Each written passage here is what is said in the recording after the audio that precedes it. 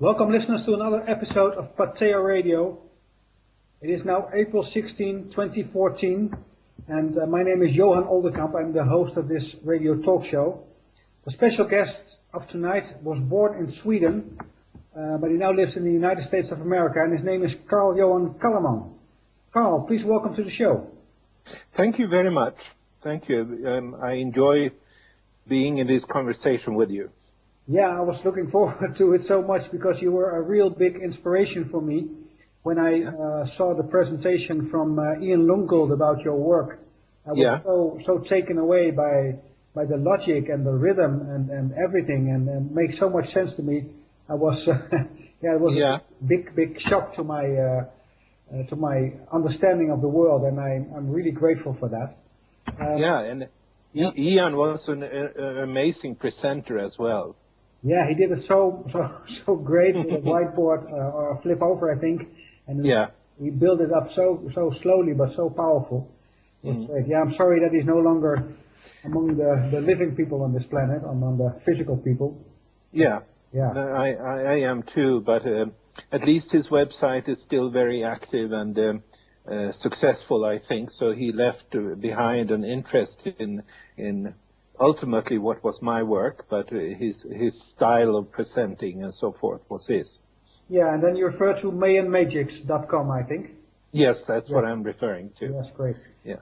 Maybe we should go into to your discovery, because you discovered that the 13 Baktun calendar, most people call it the long count calendar, was part of a system of 9 hierarchical day counting systems. How did you discover that?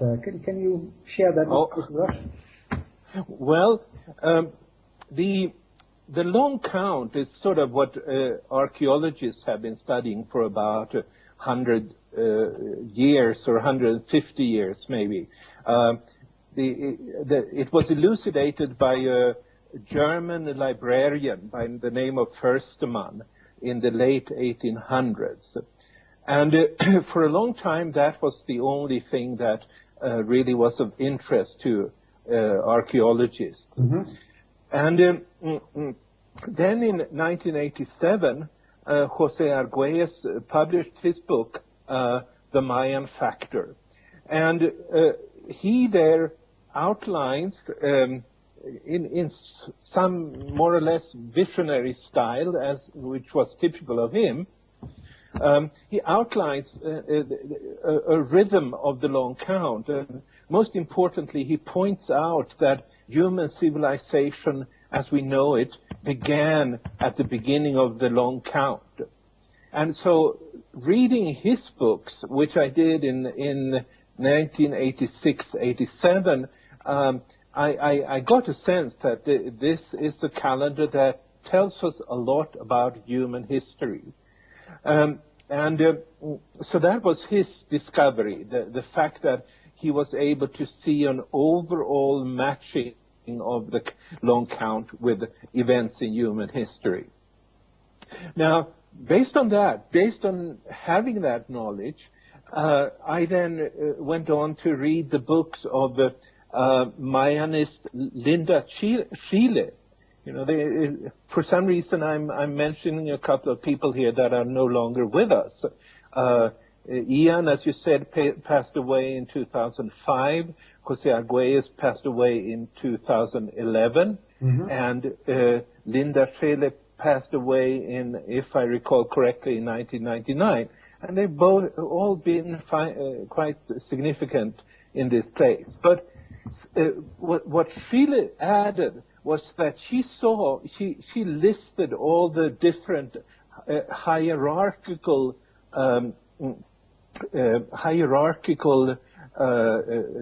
calendars, among which the long count was just one.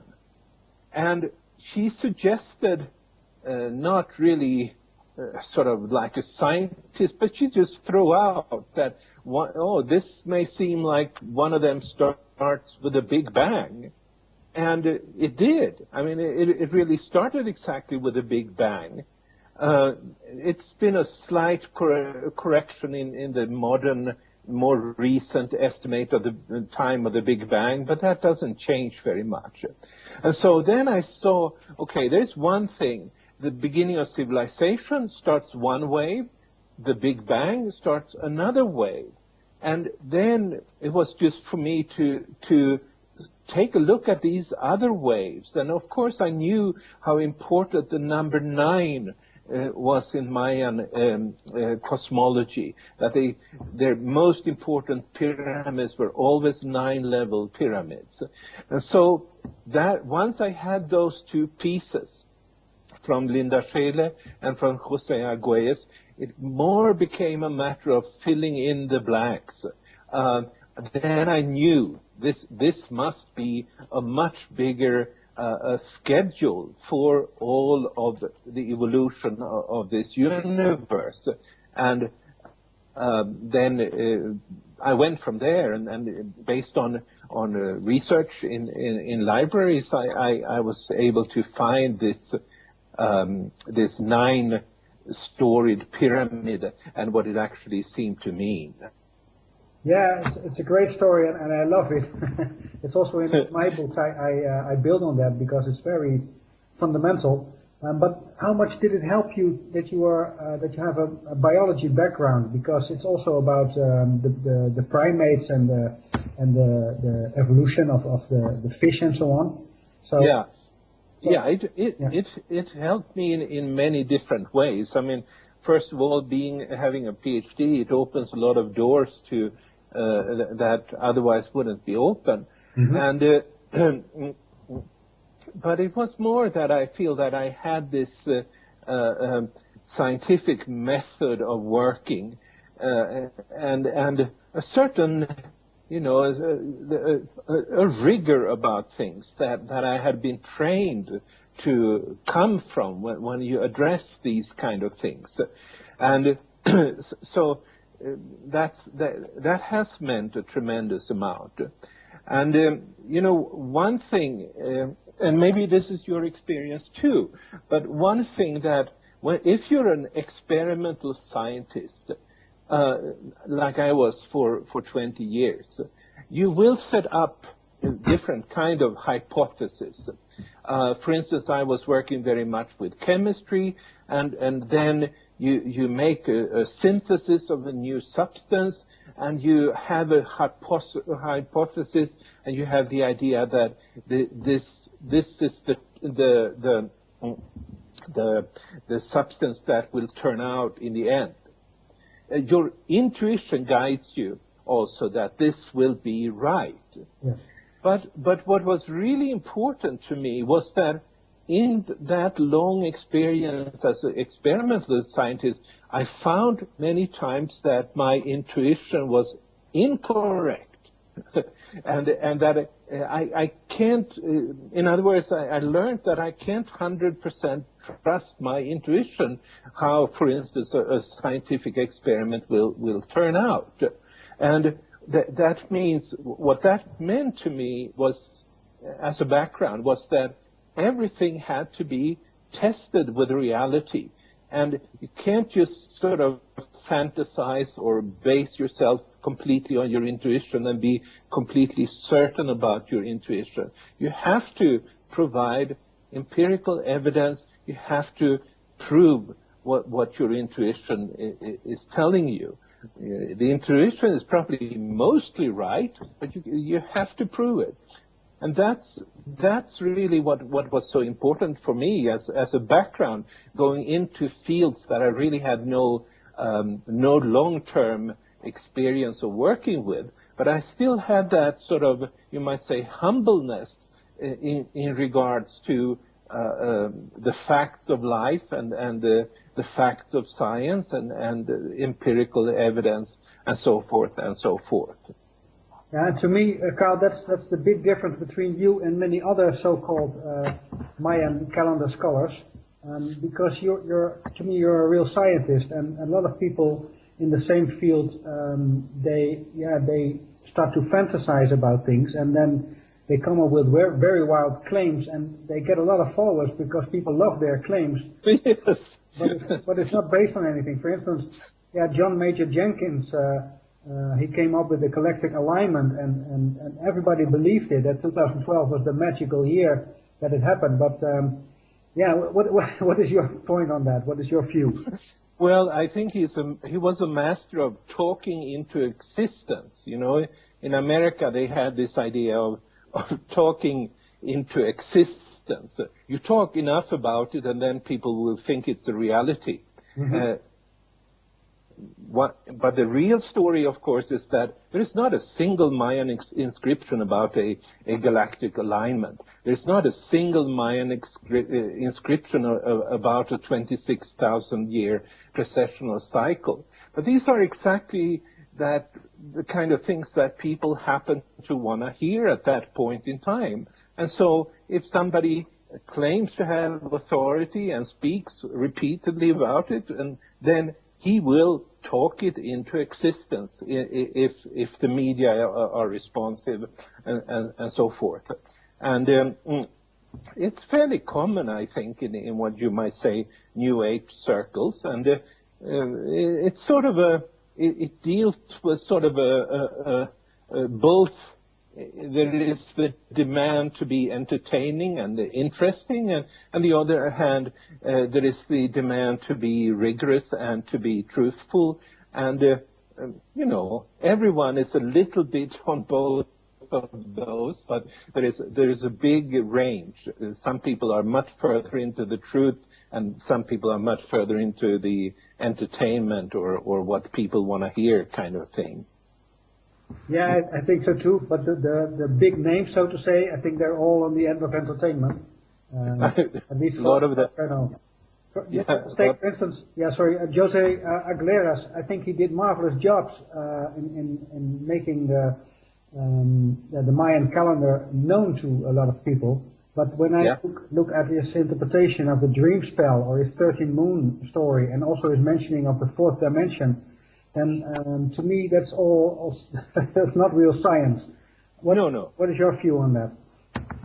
Yeah, no, it's the same thing, but there is a little bit of a difference, and it's very hard to relate completely to Arguelles' work, because on the one hand he did outline some very, very significant original ideas in 1987, and everybody who studied the Mayan calendar owes something to his pioneering work.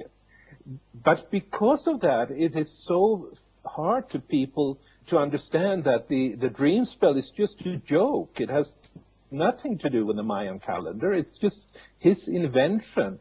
And so it's hard. People want to say, oh, he was a good guy or he was a bad guy. In his case, he did good things and he did misleading things, very misleading things. And it's not easy for people to relate to somebody who combines those two sides of his mission or his legacy, so to speak. But I will always sort of recognize him for the opening up the field. And in the beginning, he was so much ahead of people,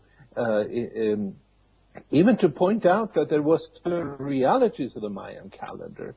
And then it was quite fortunate, and I think there was also some personal tragedies involved and so forth that led him to mislead many people about the calendar in all his later years. So I'll have to recognize both those aspects of his work. Yeah, it's good. I think that you mentioned that, because it's not. We're not here to judge people. We just want to. No. We're scientists, so we want to know the truth and we want to discover how things really are. And then exactly. It's important to know the difference between what has been created, fantasized, and what is original and what is authentic. Yeah. You became really famous with your books. I believe, if I'm correct, that you wrote your first book in Swedish, and then you changed to English. And at least the last two of those three books were also translated in Dutch, and I think in many other languages as well. So yeah, they were. Yeah, so yeah. You became well famous.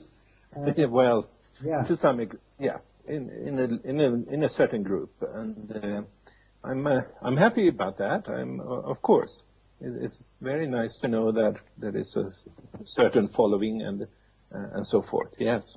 Yeah, and yeah, you also mentioned then the date where all the 9 calendar systems end when they reach completion, and a lot of people, yeah, when they heard about 2012, December 21, they thought that will be the end of the world and there will be a gigantic flood or whatever, something big will happen. And Yeah. they also thought that because you wrote about the Mayan calendar, that you also said that the world would end on that date. And then there was a lot of disappointment. How did those people respond to you when nothing physical happened, at least as far as I know, on that ending date? Yeah, well, I in a few cases, not so many, in a few cases there were people that expressed strong disappointment, that's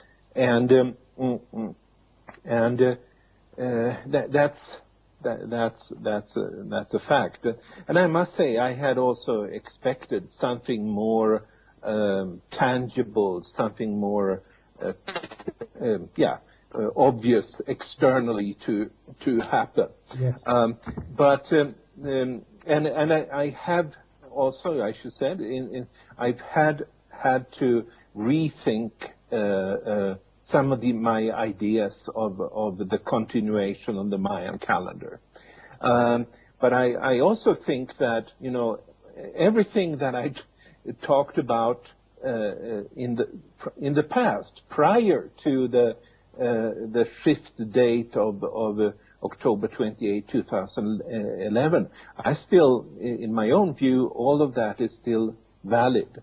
But let me go into that, it's funny with this end of the world story.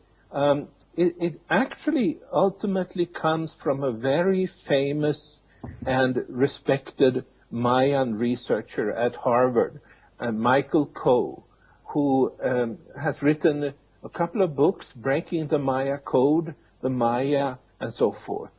And he wrote in his book, The Maya, in the 60s, maybe the book about the Maya that had been the most widely spread. He wrote that this could be the end of the world, the 2011 date as he wrote it at the time. And I don't think he really had any basis for it. He had not studied how history matches to the Mayan calendar, and he just felt this is somehow how the Maya were thinking, that there would be an end of the world. And so everything really comes from him, all those claims, and then the whole Hollywood story with the movie 2012 that sort of highlighted this whole thing. And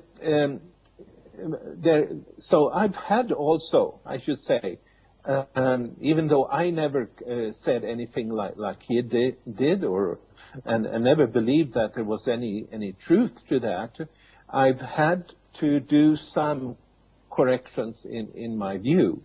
And I think the main thing that has surprised me, and I think it surprised many others, is that even though there is a wave of 13 Baktuns, and that this wave of 13 Baktuns that is called the long count is preceded by a wave of also of 13 Baktuns, it turns out, I think, that this is actually where a little bit of a unity is emerging among people interested in the Mayan calendar at this point. It turns out that it probably is not limited to 13 Baktuns, and that Geoff Stray is saying that, who is basically a follower of John Jenkins, located in England. He now also points out that the limit to 13 of the present long count wave, that's an idea that came from the very same archaeologist, Michael co, and really it's not founded by, it's not verified in really in any Mayan scriptures. And Mark van Stone, who is a friend of mine, he's a Mayanist in San Diego, he has pointed out there is nothing to say that the current long count was limited to 13.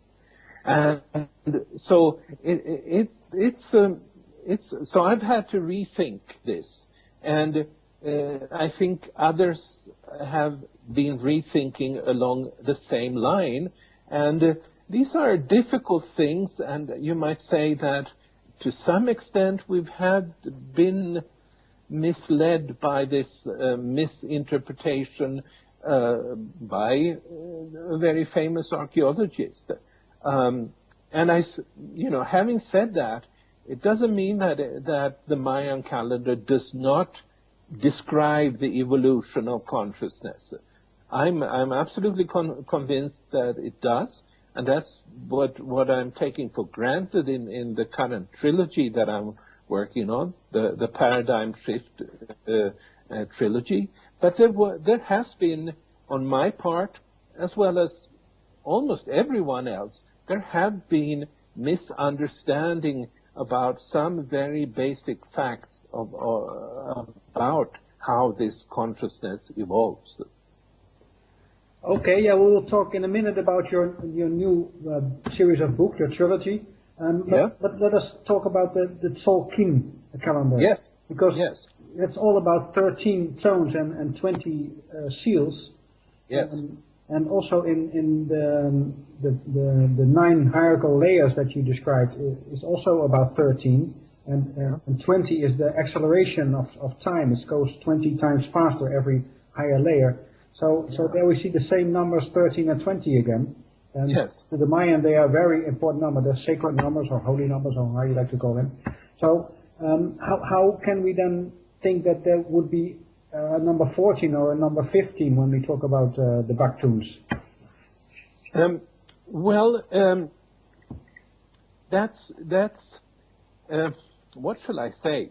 The Mayan calendar system is a very ancient system, and it works. It has been working for a very long time, and I think Mark van Stone believes that the current long time goes to 20 Baktuns.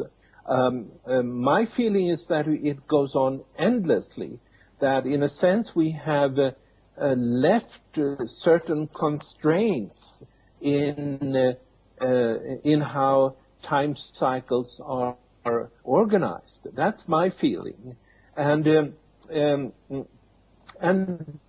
these change, it's sort of a completely new situation that we are in. And there was a very significant paradigm shift 3 years ago. I still believe that.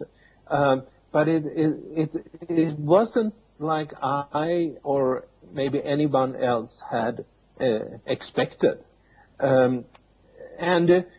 What is now coming forth is something that the old Mayan calendrical rules, so to speak, may not apply exactly to. We may not be able, I don't think so, to completely imply the ancient Mayan calendrical concept to our current time, because we have entered some kind of eternal waves of evolution that are not constrained in the same way as previously. So we enter the kind of new era where all the old rhythms. That's my view. That's my view. What is remarkable for me is the amount of kin or days of the Baktun, because it's 144,000. That is also a number we see in the Bible, for instance, but also when we look at ancient India. It's the same number that comes back from nearly every direction. So there must be something really important about that number and that period of so many days. Yes. Yeah. Yeah. These numbers, I'm sure they recur in many different ways in the universe, how it's being designed. Everything is connected, but certain numbers are more important than others, I would say. Yeah, they're more holy, as I would like to say. Yeah, they're more holy. Yeah. They're more connected to the divine. Yes, yes. Okay, great. Yeah, you started to work on a new project, so to say. 3 books. They are related. It's a trilogy, and the first book has already been appeared, has been released April 9th, Yeah. if I'm correct. And next year, number 2 Yeah. will be available, and in 2016, number 3. Can you tell us a bit about that trilogy? What is the main subject of the books? Yeah, the main subject is the human mind, and what is the origin of the human mind, and how does it work, and what is its nature? And I have great use of the Mayan calendar in studying the human mind, and basically one of the things that it's saying is that the human civilization is really a product of the evolution of the human mind. And I think it gives very, very compelling proof that the human mind does not come from the brain. The human mind comes from the earth. It's something we download from the earth, to use a little bit of modern terminology. And you might also say that ultimately the mind that we're downloading is divine in origin. And so these are some of the main conclusions from this work. And then there are 3 different books that are being planned. One is ready, the others are in the works. And the first, essentially then, the one that's now been published, The Global Mind and the Rise of Civilization, it really explains a lot of things about how our civilization emerged, how it has evolved, and gives, in my view anyway, a lot of fascinating understanding of the most ancient civilizations 5,000 years ago on our planet. The second book will be about altered states of consciousness, which could be from very many different sources. It could be mystical states that people attain very often through spiritual practices of different kinds. It could be near-death experiences. It could be shamanic states. It could be psychedelic states, and so forth. And these things I attribute essentially from the decoupling of the mind, of, you might say, making the mind ineffectual. And what happens then is that you get a more, you get open to reality without any boundaries. And that's mostly what we call altered states of consciousness, is that they lack the normal kind of boundaries that we have for our mind. And it also talks about how the religions and the spirituality of humanity has followed a certain path of evolution depending on changing filters, you might say, shadows, the yin-yang polarity of the human mind that's been with us for 5,000 years at least. That has created the shadow side of ourselves.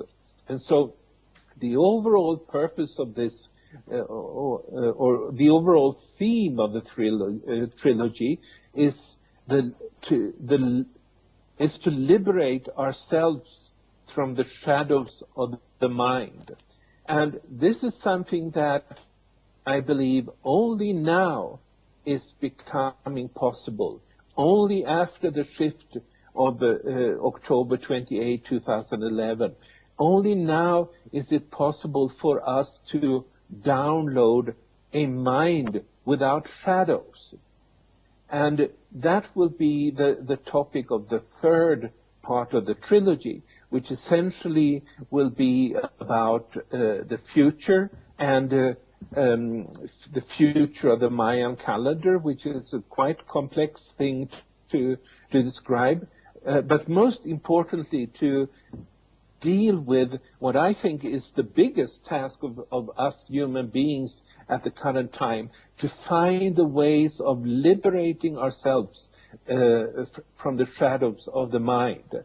And this is something that is only now becoming possible because of what in the ninth story pyramid metaphor that we talked about earlier. Because the ninth wave has been activated, finally we can actually go into some kind of a unity with the divine, unity with everyone else, but we'll have to work on it.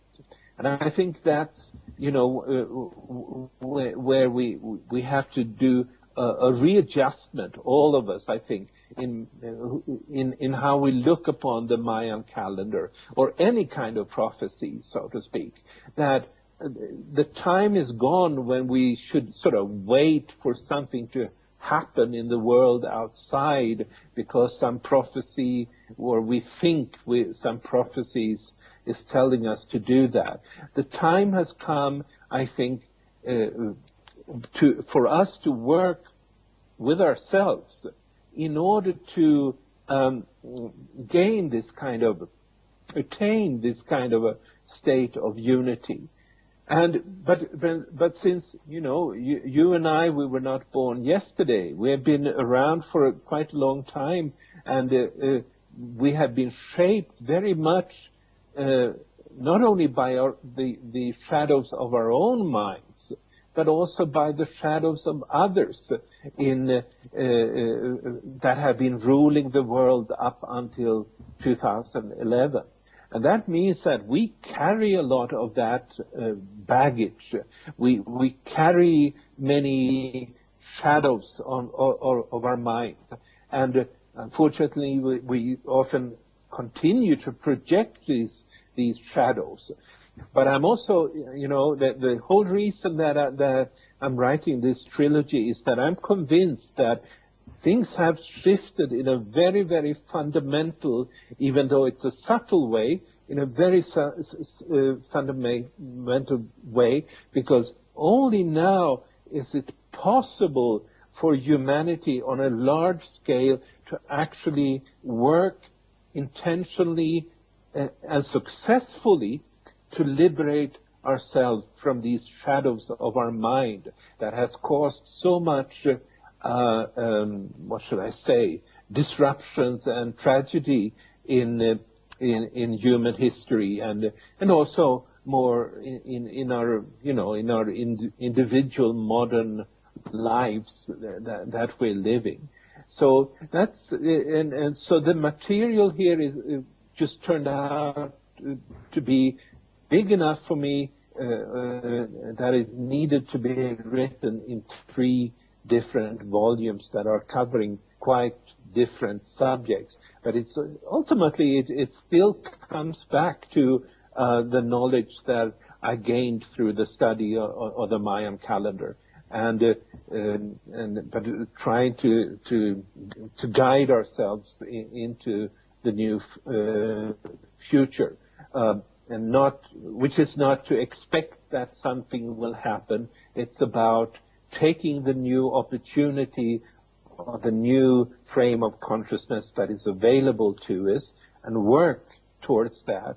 And ultimately then the world will be better and more joyful.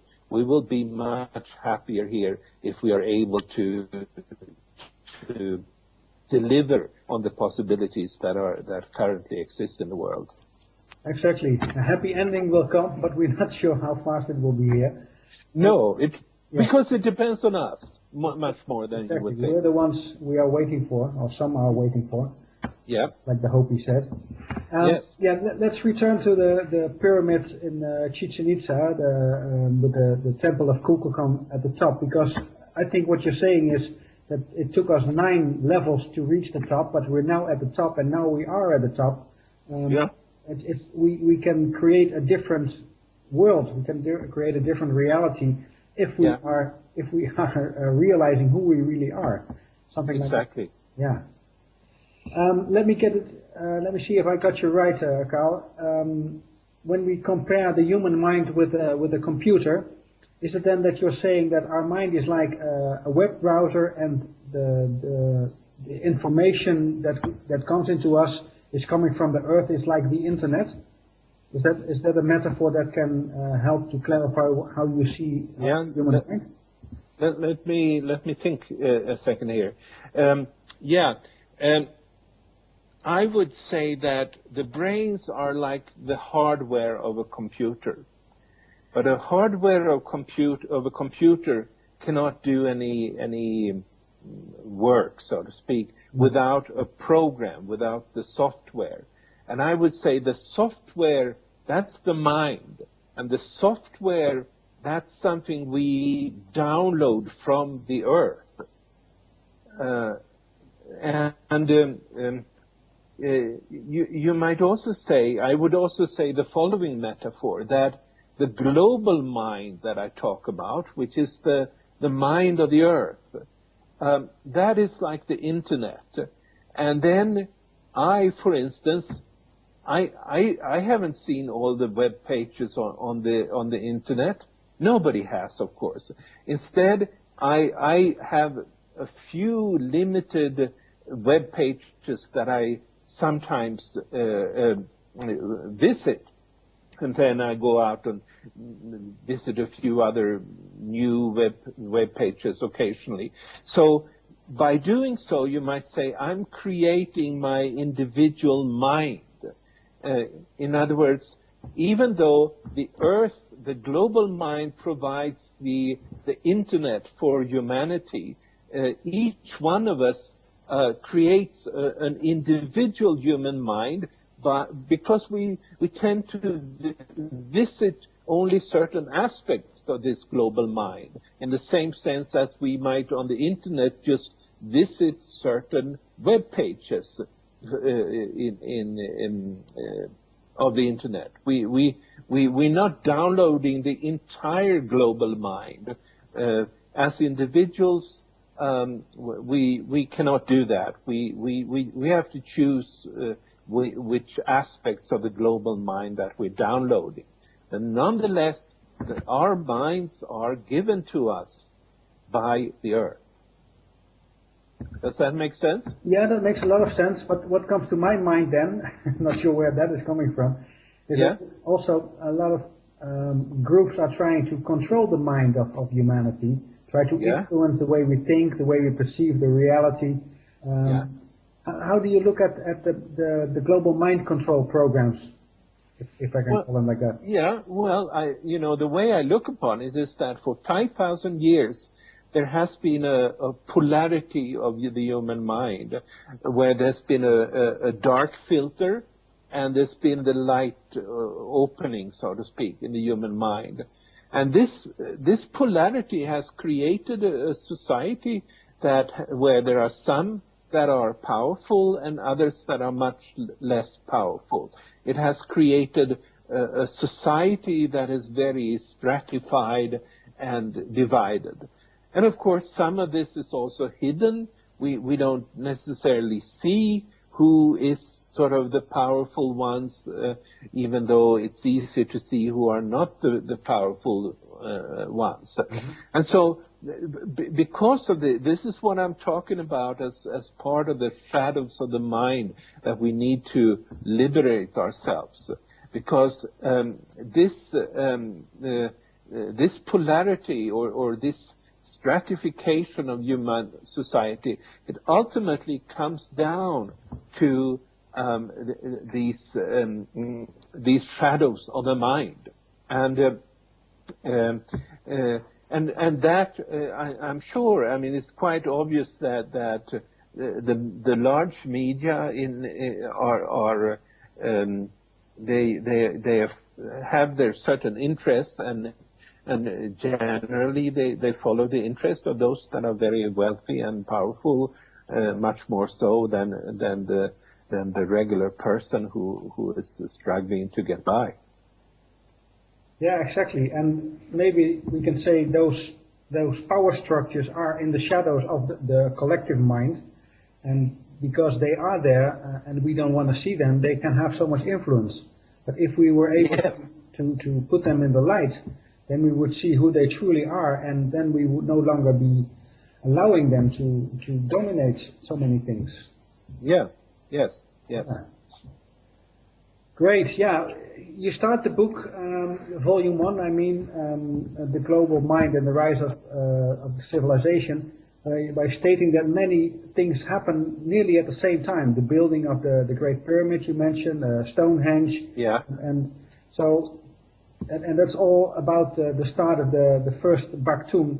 So that's I think the starting point for your book, the part 1, volume. Yes. Yeah. You might say that that's the long count mind 1.0 or something like that was launched at that particular time, and everybody, or not everybody, but many people then would download this particular software, if you like that metaphor. But it's a good metaphor. I think it's exactly what happened. Even though it's exactly what happened. Then, when that new software, the mind, could be downloaded, people in many different places started to do amazing things compared to what previously had been there. And it's in more recent times, it's just become obvious that these kind of megalithic sites and pyramids and so forth are widespread on our planet, and they already at that time they were built in Mongolia, in Peru. There's no question about the Peruvian pyramids, and as well as in Europe and in Egypt and Sumeria and so forth. And it happened within a very, very narrow time frame, and it started the evolution of the civilization that we're still today living in.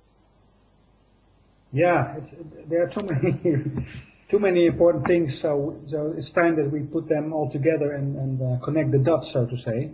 Yeah, I would say so. Yeah, so if anyone who is interested in this, please go to the website of Carl and go to calleman.com, and there you find all the information about volume 1 of this trilogy and also how to order it. My next question, Carl, is about your relationship with the academic world, with the universities. You used to work at the university, if I'm correct, in Sweden. Are you now also connected to a university in the US of A somewhere? No, I'm not. I have not been teaching at any university for. I've done a few lectures, just very, very simple, not simple, but very limited lectures at the University of Washington in Seattle. I did that a couple of years ago. But I have not really been teaching or researching for 13 years by now. So I might want to see if there is interest. I just recently moved here to Santa Fe in New Mexico, which is a wonderful place. And I'm getting settled here, and I will explore if there could be any interest in my things here. But in general, I think the kind of theories I'm developing, they go so much without the normal academic boundaries. They cross the boundaries so much that it's very difficult to have me fit into the normal academic world. Yeah, I see that. I have the same problem. I can imagine, yeah. But I think science should be about the method and not about the domain. So I think that's a good point, Johan. Very good point. Yeah. So I think it's really, yeah, it's a pity that university professors are so limited in what they see as important for their work. Because if they had an open mind, then there would be a lot of more progress, I think. I think there have been no real progress for, let's say 200 years now at the universities, and they don't see it. They think everything is going in the right direction, but I don't see that at all. No. It is, that's a good point. There is a lot of defense of territories rather than just sort of crossing everything, but while you still have respect for the scientific method. Yeah, that's a pity. Yeah, because I recognize scientific method in your work, and you try to be factual. You try to explain things, and I didn't find any new age nonsense, as I may call it like that, in your work, and that's what I really like, because there are too many colleagues of us who can't make that distinction between what is founded on something that is really hard and something that is just built on sand, so shifting. Right. Yeah. So right. How do you deal with that when you do your own research? Is it for you easy to see what is solid and what is not too trustworthy? Well, usually, I listen to a lot of what you might say very intuitive ideas, intuitively based ideas that are out there. And then I try to go to the bottom of them and research it and look at what is it based on, who said this first, and so forth. And sometimes I will find that it's a valid intuition, and then I'll try to verify it myself if verification is lacking. But sometimes I will just find that this is something somebody made up because it sounds good and people want to hear it, and then of course I have to drop it, and sometimes in the worst of cases there will be some kind of a conflict with the person who made up the story, it has also happened. That's one of the more difficult aspects of this kind of work, is that to avoid getting into conflict that doesn't lead anywhere, and still try to be honest and point out and avoid for people to be misled by these kind of statements. Yeah, exactly. But sometimes it's unavoidable to get into a conflict when people are doing things that are not based on what the Mayans said, and they claim it is. So, and I think you have to speak up, and you did that. So I think that's really great. What do you think? For instance, another example. Aguilera came up with the idea of Hunabku as the Mayan name for the center of our galaxy, but it was also a bit of his own ideas. How do you look at that idea of Hunabku? Well, it's really a mixture of influences, so to speak. If you ask a Mayan elder today, they would say that we don't have Hunabku, and so it was sort of a little bit, almost like a little bit of a religion that Arguelles himself wanted to create. Having said that, I think the symbol that he made known to the world, the symbol that I'm referring to, that is actually an original. It comes from an Aztec. It's not from a Maya source, but it comes from an Aztec codex, and then it was sort of shaped up and made more nice.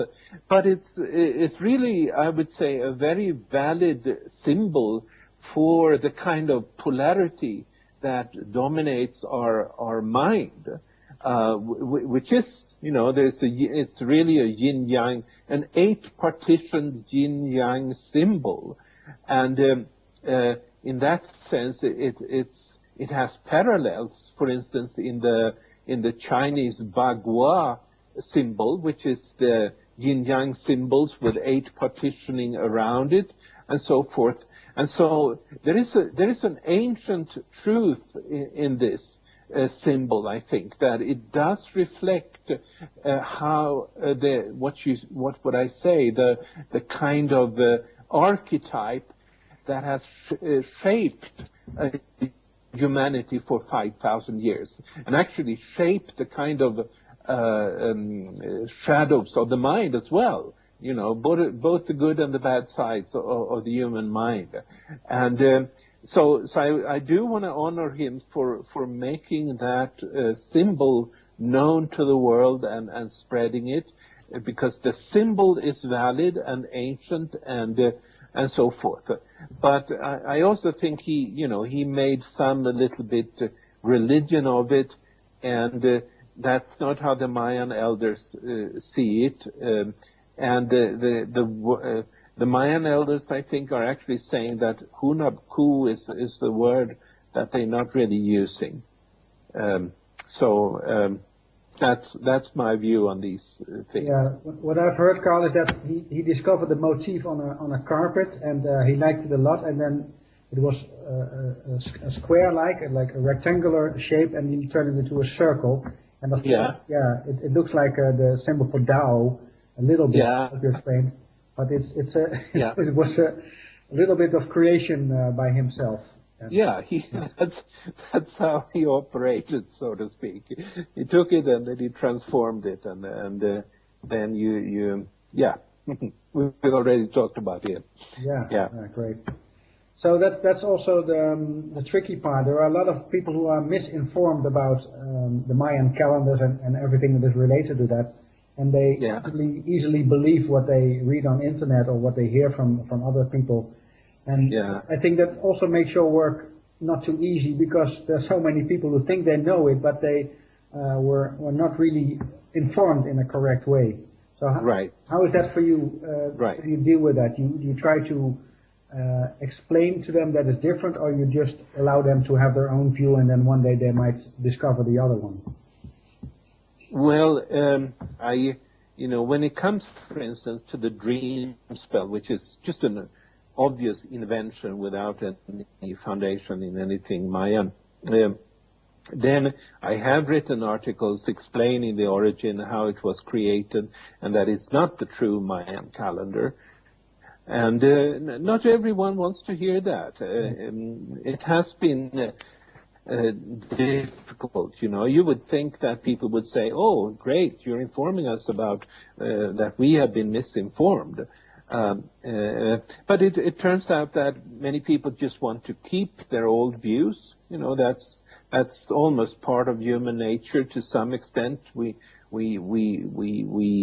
have our set of ideas, and maybe we don't want that to be disturbed too much. So there has been reactions, people saying that, I have offended them by pointing out that the dream spell is not the true Mayan calendar. And well, that's sad, and it has surprised me.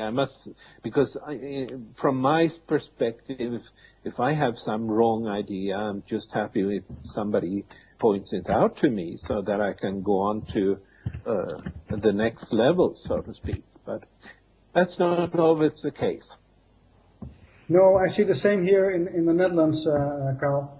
The 13 moon calendar is really popular, and people buy it, and to them it's true.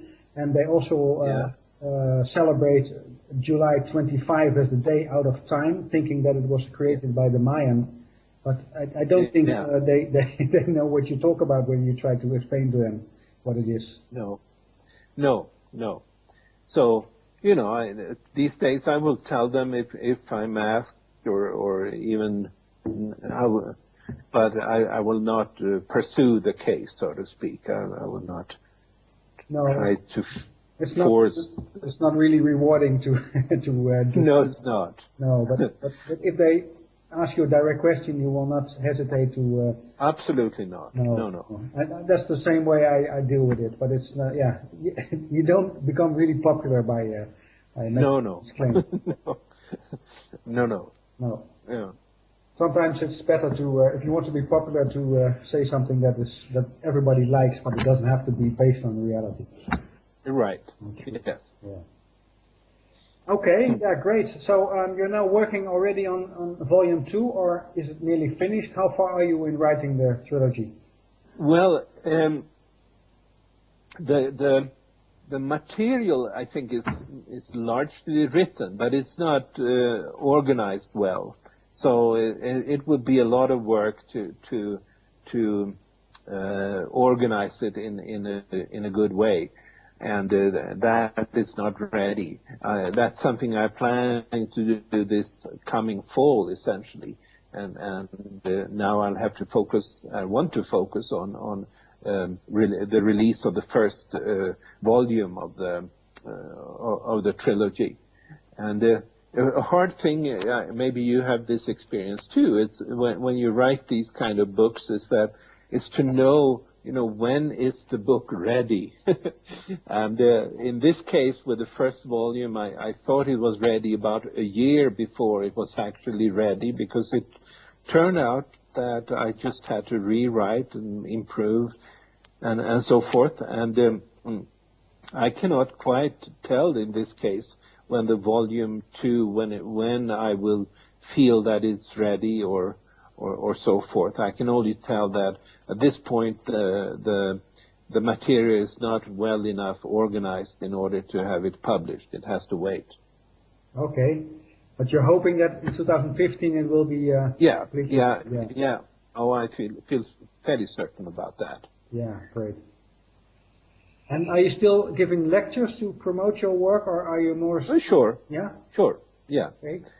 I mean, I've been working with my head down in my books for maybe 2 years, but certainly I do give lectures, and I will hope to do that again with now for some time here for this new book and present the material to interested people. Next week I'll be in France at the Centre Lot Lorien, and you've also to give a lecture. So you will, yeah. Yeah. So, good. Yeah. Say hello to Lucas and Freddie. I think they are wonderful peace people there, and have you been there before? Yeah, this will be my 6th time. So, I see. I'm going to give them a whole week of training in holy science. And, yeah. Yeah, I agree with you. They're beautiful people. They're really. Yeah, they are. They are. And so, I don't know which, and they are dream spell followers. Yeah, so, I know. how do you deal with it? No, I simply have to accept, in a sense. No, I'll tell Lucas the way I look upon it, but they are beautiful people. I'm not going to fight about it. No, I have the same thing. I in my Holy Science Week, I also explained that Tolkien, but then the classical one. And then Lucas assumes that I talked about the dream spell. So okay. Then it gets a lot of confusion. But now we understand that I talk about something else. That's. Yeah. No, say hello to them. I will certainly do that. Please. Yeah. Yeah, the time is nearly running out on us, Carl. I'm really happy that you were able to talk with me on the show and that you gave time to us. I'm also really happy that you continued writing, because I think you have a lot of valuable information to share, and I'm glad you're doing that. So thank you very much for being my guest. Audience, listeners, thank you very much for tuning in to Pateo Radio, and hopefully you'll do that next time again. Bye for now. Bye.